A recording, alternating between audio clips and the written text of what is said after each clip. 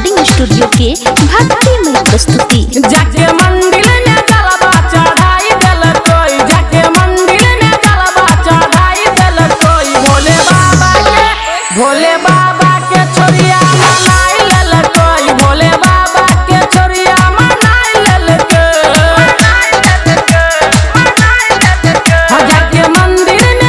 जाके मंदिर में जलवा चढ़ाई देल कोई, जाके मंदिर में जलवा चढ़ाई देल कोई। भोले बाबा के छोरिया मनाई लेल कोई, भोले बाबा के छोरिया मनाई लेल कोई। अभी आप सुन रहे हैं RPR रिकॉर्डिंग स्टूडियो की धमाकेदार मटियार कला सीतामढ़ी। ओम नमः शिवाय, ओम नमः शिवाय। हाँ भोला बाबा करे सबके भलाई, मोनो ने भावे एकरा मिश्री मलाई। हाँ भोला बाबा करे सबके भलाई, मोनो ने भावे एकरा मिश्री मलाई। आ छोरी बाबा के भंगिया चढ़ाई देल के,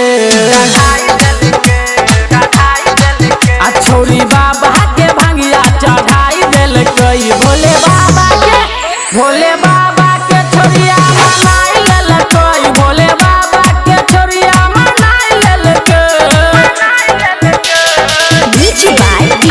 रिकॉर्डिंग स्टूडियो सुंदरपुर मटियार कला सीतामढ़ी। देवो के देवो छियै महाकालियो, भक्ति करे खातिर छौरी बेहालियो। हाँ देवो के देवो छियै महाकालियो, भक्ति करे खातिर छौरी बेहालियो।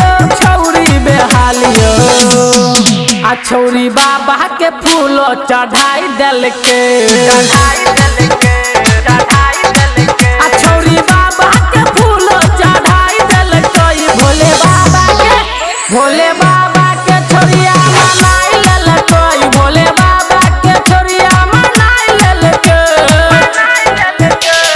अभी आप सुन रहे हैं RPR रिकॉर्डिंग स्टूडियो की शानदार प्रस्तुति। मटियार कला सीतामढ़ी। हाँ मंजे मासल लिखे भोला के भजनिया, छौरी त बनैले चाहे दुल्हनिया।